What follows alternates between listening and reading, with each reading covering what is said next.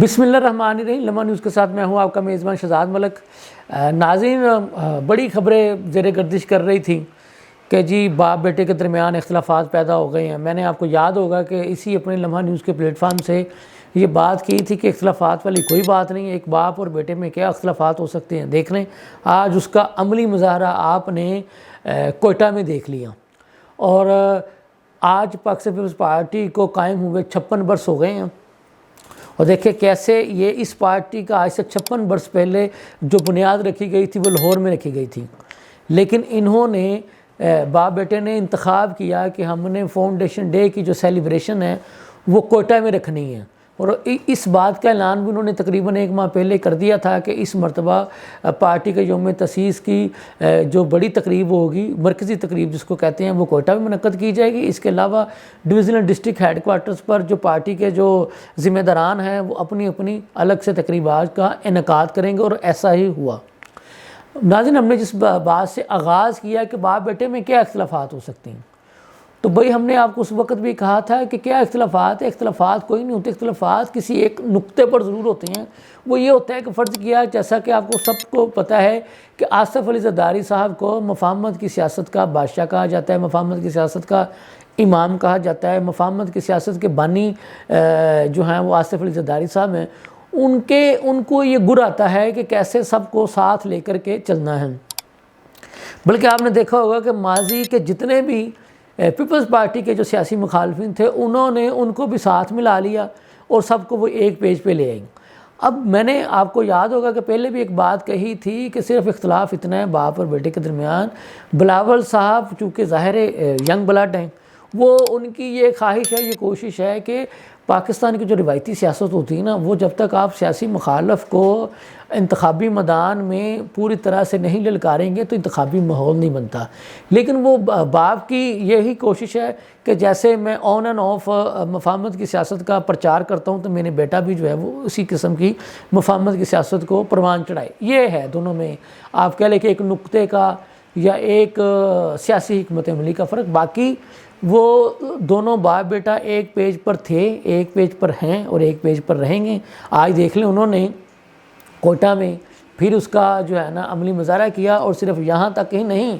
بلاول بھٹو زرداری صاحب نے اپنے والد صاحب کی موجودگی میں پھر اپنی وہی جو پالیسی ہے، اپنی وہی تقریر جو ہے وہ دہرائی ہے، اور انہوں نے مسلم لیگ نون کو مہنگائی لیگ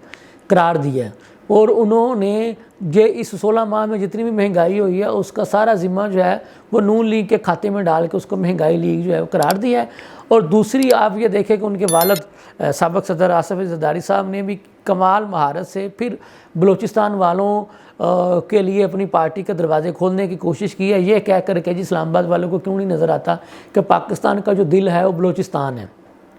اور آپ کو یاد ہوگا ناظرین کہ جب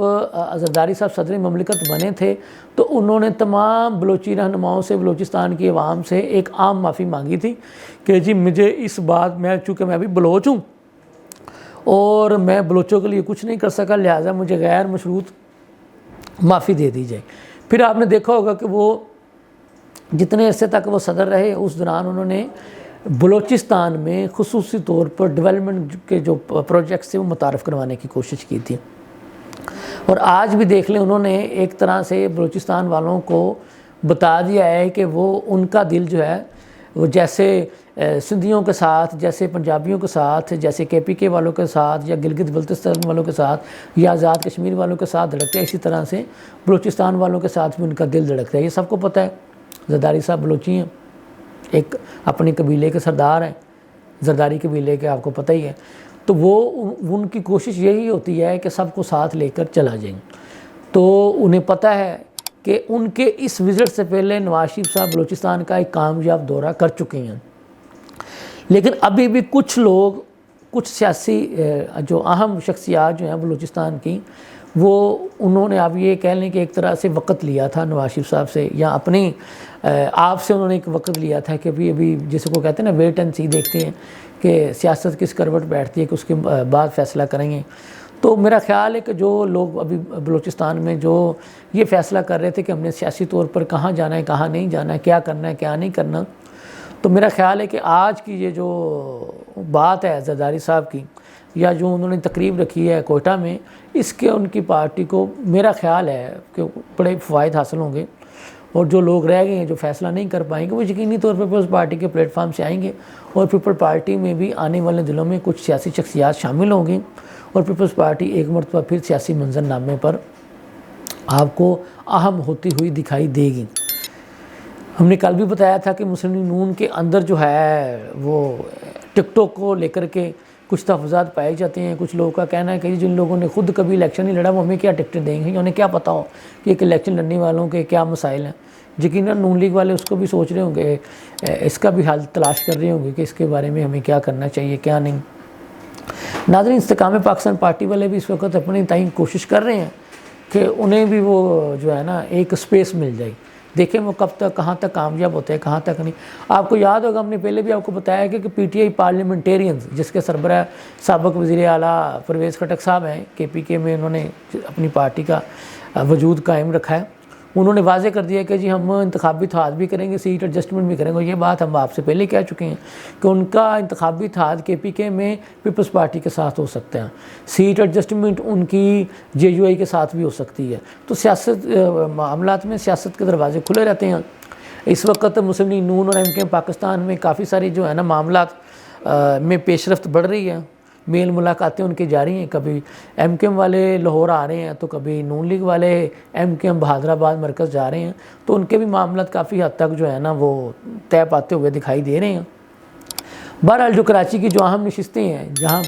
سے ہمیشہ ایم کے ایم جیتی ہے وہ تو نہیں وہ دیں گے نون لیگ کو،